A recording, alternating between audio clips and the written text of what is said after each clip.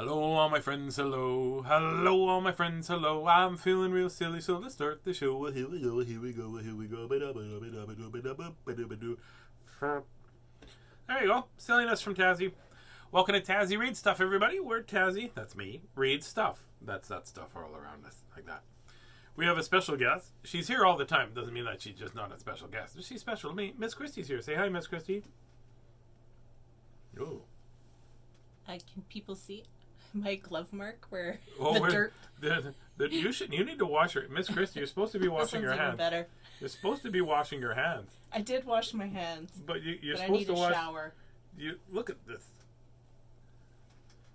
This is where Miss Christie... I'm going to wash my hands to right here. That's where I stop. Miss Christie was out in the flower bed there. This part is hand. This part is arm. Oops. That's it. Arm. Hand. Arm. It doesn't say wash your hands and your arms. It says wash your hands. Boop. Your hands smell like work. Who else is here? Albert's here, so that means that Yasminka and probably Barb are here as well. Other Barb is here as well. Barb Buffington, happy day after your birthday, Barb. And Yasminka. So you tried to give Yasminka a rock with a fossil in it? Yeah. What kind of fossil was it? Was it a dinosaur? To me, it looks like it's a piece of coral that's fossilized. Oh, okay. Is it just a mark in the rock and you were just saying it's a fossil? No, it is a fossil. Like the time you said this is a fossil, and I was like, that's not a fossil. When I point in the mirror at you, it's not a fossil, that's me. This is a fossil. That's joking. That's not a real fossil. That's not a real fossil, no. That's joking. That's it. Fossil. Oh, hot day today. Oh my gosh, hot today. Took up my car into my friend, and of course because it needs to go in today, it started. No problems. So get in there. I need a new regulator. Needed voltage regulator, and they only make I need a 1962 voltage regulator, and they're like, you're not going to be able to find one. Phone my buddy Norm. He goes, hey, there's one at my feet. Come get it. So I found it. Be done tomorrow. Then we take that's it. Then Dougie's going to paint another car, and everything's going to be cool. That's going to be awesome. It's going to be ready for Sunday and Saturday and Monday and Tuesday and Wednesday and Thursday and Friday cruising. Every night's cruise night at this house. Sometimes I'm cruising for a bruising. Can I have a puppy? No. We don't know. She might have one hidden. She's just saying that. I don't. And then Miss Christie was outside working in the flower bed that we built. That's it. Well, we built the outside part. The flower, we didn't build the flowers. Did you put any seeds in today? Not today, no. No? Still pulling rocks out. Still pulling rocks from where I put them there 20 years ago? Correct. Yeah. Some of them have fossils. She feels like an archaeologist. Actually, those ones I wasn't finding too many fossils in. No, it'll have to be our bigger ones. Those are just pieces of shale. They're not shale. Those are just, the red ones are just pieces of Mars. You got stones all the way from Mars for your flower? For sure. 7 days of rain in a convertible. Well, no, I'll put the top up, Albert. I'll wear a hat. Shall we read a book? It's called Tazzy Reads Stuff. Let's read stuff. I have a show tomorrow I'm kind of excited about. I have 2 shows. Yeah. Yeah, I have 2 shows. And one show I have the logistics for now. And the other show, which is in the morning, I don't have any... And I don't have a link. I don't have anything. So there we go. So I'm a little bit nervous about that one. Let's read this book. We've had it for a while. It's a longer book, but I decided I'm going to read it. It's called The Dog Ate My Homework. Sounds like a good one. It does. It sounds like a dog ate my homework. And this is by Cameron, Dana Caserta, and Marilyn Koenig Norwitz, and it's illustrated by Megan E. Jeffrey. There's a lot of people in this book that are working stuff. Do you want me to put the book down so they can see now? Well, let's talk about how the dog looks there. The dog looks like he ate the homework. Well, I was thinking it looks like a mummy the way it's all. It might be it might be a daddy dog. You don't know. It could be. Could be a little boy dog, little girl dog. He's all wrapped up. Dog ate my homework. This book used to belong to Devonique Thiessen. There you go. Dog ate my homework. This book is from Greenbark Press, and it was published in a building. Here we go. Stevie was always making excuses why he never did his homework. He would come up with all kinds of reasons like, I left it on the school bus, I left it at home, I left it in another pair of pants, I left it on the kitchen table, I lost it on my way to school, my sister, baby sister, tore it up.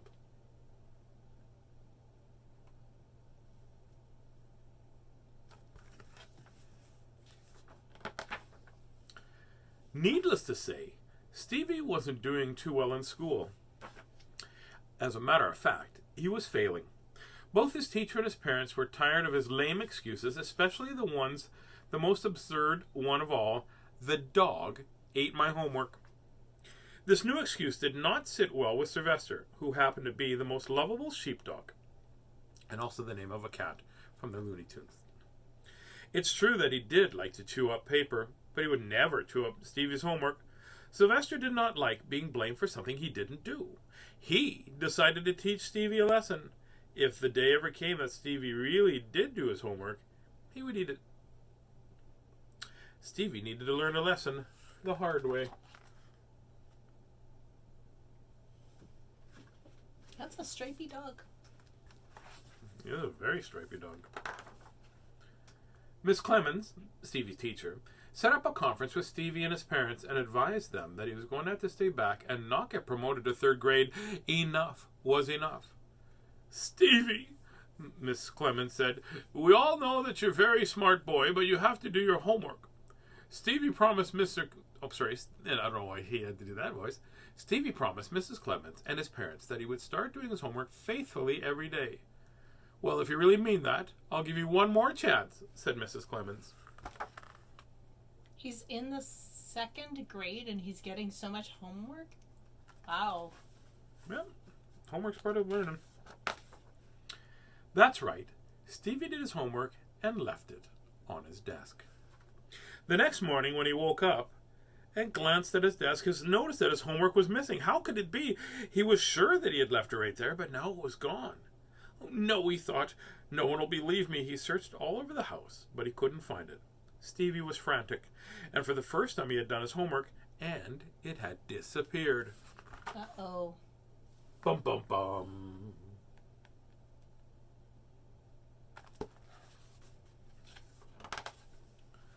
Stevie went to Sylvester and cried, have you seen my homework? Sylvester Smuggle said, yes, I did. I ate it. As he raised his paws to his mouth and let out a huge burp. Why would you do that? Said Stevie, quite stunned. I was upset that you blame me for... Oh, they could talk to each other. Okay. I was upset that you blame me for the last time for something I didn't do. Stevie started to panic. Now what do? I used that excuse before and it didn't work. No one will believe me. I won't pass. I need my homework. You should have thought of that before you used me as an excuse. But I never thought you'd really eat it, said Stevie. Well, that's true. That's why... If that's true, then why would you think anybody would believe you? It seemed okay at the time, said Stevie. What about now? Said Sylvester, with one eyebrow raised. Kinda dumb, replied Steve softly, with his head down. Suddenly, he thought of his teacher. Boy, I'm in trouble. Big, big trouble. Sylvester told Stevie to try to tell the teacher the truth. Uh-oh, it's almost like a boy who called wolf here. A little bit, yeah. Mm-hmm.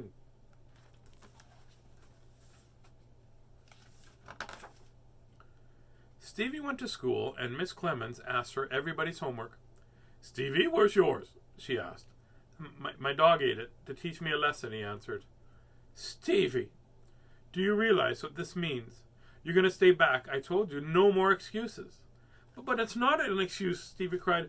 This time it really is the truth. My dog, Sylvester, was mad that I blamed him last time for eating my homework, and then when he really didn't, and then he decided this time that when I did do my homework, he'd eat it. Do you expect me to believe such a story, Stevie? I will not accept that outrageous excuse. Do I make myself clear? Miss Clemens said firmly.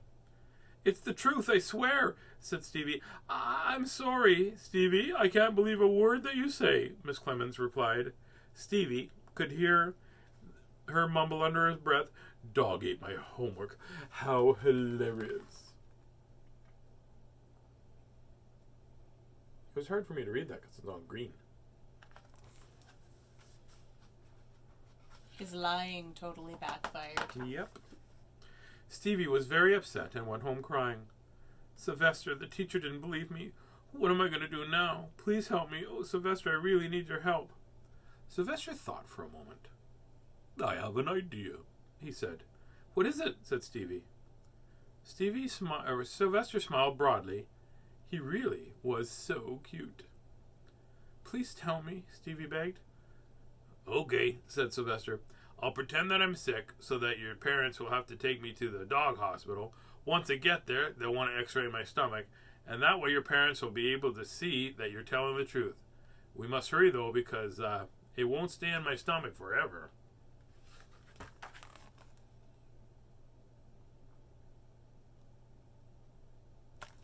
Smart dog. Hey, Rob, how are you? Rob says hello to us. Say hi to as Miss Christie. Have you got a dog yet? No, it just does in not the book. say that, Tazzy. Maybe it does. I didn't read it. Sylvester did quite an acting job, and within moments, they were at the dog hospital.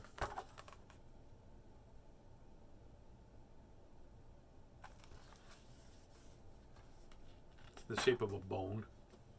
I think it was a wing place. The doctor told him that Sylvester was fine and didn't need any x-rays. Stevie panicked and said, "Oh, but he does." Sylvester started to moan and groan and hold his stomach, and he looked like he was in a lot of pain. See how terrible he feels? Stevie pleaded with the doctor. Now you've got to help my dog. The doctor was puzzled. Because of his examination showed that nothing was wrong with the dog. Now, though, the poor animal seemed almost crazed, and the doctor started to question whether he had missed something. Maybe he should think about going to Hollywood. That's it. Good actor. He's a good actor. Oh. Stevie said quickly, I believe he ate something he shouldn't have. What was it? Asked the doctor. Stevie sighed. You wouldn't believe me if I told you anyway. Well, give it a try, son. I've heard them all. Not this one, you haven't. Stevie mumbled under his breath. What was that? Said the doctor. Just give him one x-ray and you'll see for yourself what's inside. Please hurry. There isn't much time. The doctor rolled Sylvester over on his back and slid the x-ray machine over them. Sylvester, bling, winked at Stevie, whose brow is now dripping with sweat. The doctor took the x-ray and disappeared from the room. That's a pretty good trick. You press the x-ray thing and the guy disappears. That was a dad joke. I know. We had dad jokes yesterday. Albert, did you guys watch did you and Yaz watch the one from yesterday when I did all the silly knock-knock jokes? He returned with a serious look on his face. Your dog is suffering from a very rare illness. Sylvester and Stevie looked at each other in total shock. What is it? Stevie asked. The doctor replied, in all my years of practicing medicine. Well, if he's just practicing medicine, he should be pretty good at it by now. Here's another I dad have joke. not seen such an unusual case. We don't even have a name for it in the medical books. Stevie and Sylvester were so scared, but listened quite intently. But, the doctor said, I would give this disease a name. It would be called homeworkitis. A puzzled Stevie said, homeworkitis? No, the doctor and repeated, homeworkitis. I'll put the x-rays up on the screen and show you what I mean. Oh, he said that in my voice by accident. I'll put the x-rays up on the machine and I'll show you what I mean. They all look very concerned. They're very concerned. They're like, what's even the baby's like, what?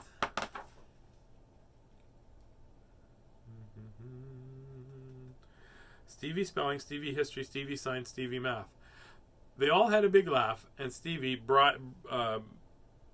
and Sylvester breathed a sigh of relief. Well, first of all, you know what these pictures tell me? He should learn to chew his food. Definitely. That's it. Yeah. And also, Stevie has terrible handwriting.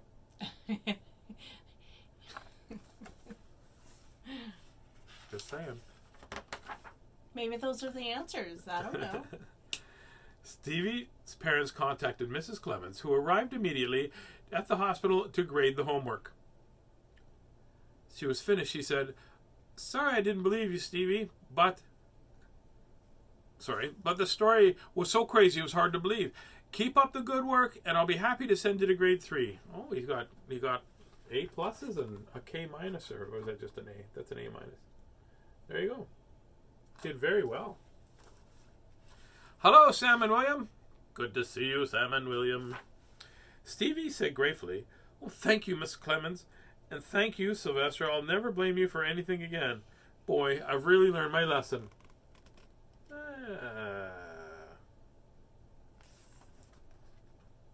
There you go. Silly book. Silly book about dogs eating stuff. Dogs don't eat stuff they're not supposed to. Did you know that in the days before the crowbar was invented, it was common to see crows drinking by themselves at home? Dad joke. I love dad jokes. Like I said, I think you guys must have received a manual as soon as you had a baby born. Maybe a little bit earlier than that. If it was a proper manual, I'd be better at telling jokes, probably. Well, how much time do we have? Oh, we got 10 minutes. We can read another book. Do we have another book to read? Let's just reach back. Miss Chrissy, just reach back and grab a book. From in here, not in there. We've read a lot of these ones. You'll have to grab that way. Okay, let's just go. Because you keep asking me to grab, and we'll read this book, whatever book this is. No, that's too long. Okay, let's read whatever book. Reaching. There we go. Oh, we just read that one. Yeah, like I said, all of these ones over here we've kind of just read. There we go. Fox in a Box. We'll read that. Sounds good. Can you put those over there so I can remember to put them back? Here is Fox in the Box, and this book is by Eva Klassen, and it's illustrated by Leanne Thiessen. Here you go. Fox in a Box. Locals. Yes, they are locals. Locals. I thought you meant loco. Mm-hmm. But this writing is little, so I need to put... Uh-oh. See what's going on here? I gotta dial your ears. There we go. That's perfect. Yeah. Woo. Fox in a Box. In the deep dark woods, down a long winding road, lives a sly little creature with a long fuzzy nose.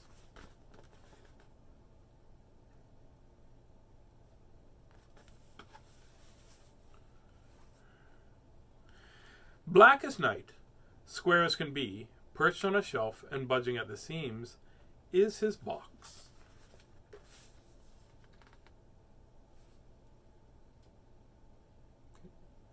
Right there. The fox loves his box. The fox loves everything in his box. It sounds like our house. That's right. We have a fox in here. Can we get a fox? It's a type of dog. No, that's just we can't science. get a fox. That's No it. foxes. He loves his socks, knitted and cozy with specks and spocks for every occasion, especially long walks. Miss Christie knits me socks. I do. You did. You just knit me some other ones. Actually, knit them for Kyler, and Kyler doesn't like wool socks, so I get them. Smooth and flat, sharp and round, in every color that's ever found. The fox loves rocks. I love rocks too. Yeah. I have a little collection of I have a rocks. collection of rocks. I keep them in my head. He loves his blocks for stacking and building and blowing and knocking at the moment before the tower starts rocking. Look at playing. The knocking over is the best part. That's the most fun. It is the most fun. And don't forget his clocks, with faces and hands and clicks at the clocks, all different ticks and very much talks. It's a lot of clocks. It is. I wonder if they all tell the same time, or if he has them set to, like, this one is for Mom's house, and this one is for, Denmark, and this one is for... Denmark. What is this? Mom's house in Denmark, just like everybody else has. But before our fox knew it, a pile of things grew into a mountain of stuff. And getting into his box was getting quite tough. I don't think this is a fox. I think it's a cat.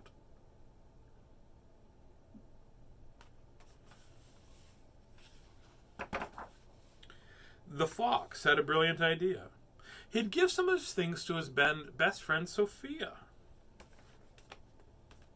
He'd give some of his stuff to his best friend Sophia. That's a good idea. Mm-hmm.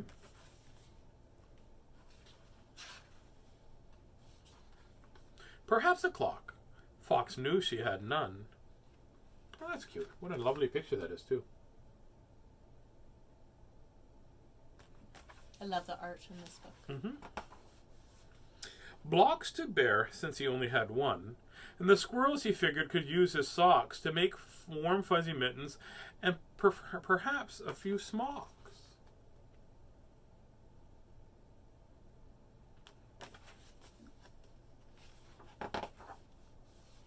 Fox gave, and in turn he got things that filled up his heart, but not his black box. Well, that's right. Giving away stuff is pretty awesome. Yeah, it does make you feel good. It does make me feel good. A smile, a hug.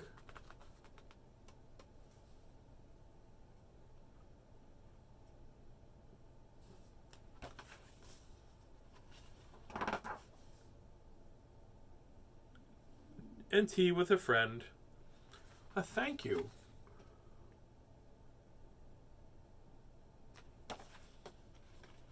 I like tea with a friend. I like a tea with an AZZ. Tears and a party to attend. Somebody's so happy they got something cool. It looks like a comfy cushion. It does. With the sun sinking low and a chill in the breeze, the fox hurried back home, feeling light and at ease.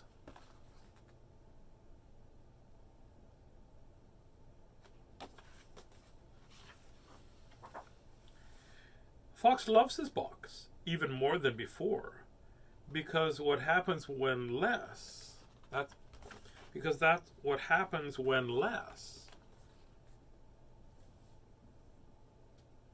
I keep going in the wrong direction. Yeah. That's what happens when less becomes more.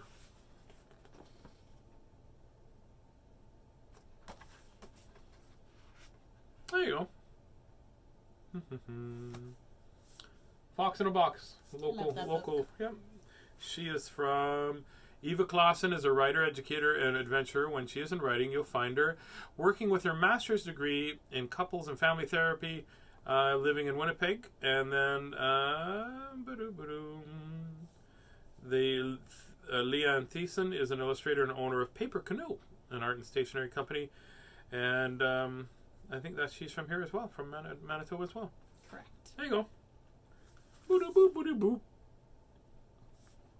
Fox in a Box. There you go. There, a couple of books.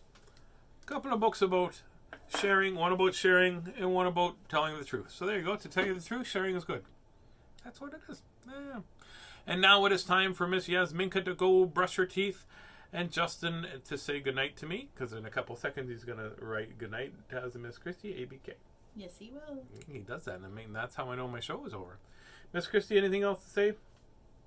You need to go and wash your arms. I need to have a shower. Yeah, I think fully so. Dirty. I have dirt. You have dirt all the way in up my elbows. In your elbow crook. It's probably if I take my shirt off. Yeah, right probably... there. There's a mark on right here. There's no dirt there. There's dirt right there. Yeah. It was windy today too. Yeah. Good night, Taz and Miss Christie and ABK. See, I know my Justin buddy. So make sure that in a world where you choose to be anything you want, you always choose to be kind. And remember, it's okay to get mad, it's okay to be sad, it's okay to be frustrated with the situation. But you have to ABK. Always be kind. Always be kind. Always be kind. I promise myself to try to always be kind. And I will talk to you tomorrow. I'm excited about that, actually, because tomorrow is tomorrow. And I get to do all kinds of new adventures every day. Good night, all my friends. Good night. Good night, all my friends. Good night. May your dreams be cheery and your dreams be bright. Good night, all my friends, good night. Sleep tight, all my friends, sleep tight. Sleep tight, all my friends, sleep tight. May your dreams be so silly till the morning light. Good night, all my friends, good night. Samuel, William, I haven't forgotten about you. Have yourself a great night as well. ABK to each other and everybody else. Lots of love from Miss Christie and I. And now, it's time for me to go look through the house and find a puppy. It's time to find a puppy, There's no puppy. There's no puppy. Hip. We're not getting a puppy? No. Not tonight? No puppy! She said maybe.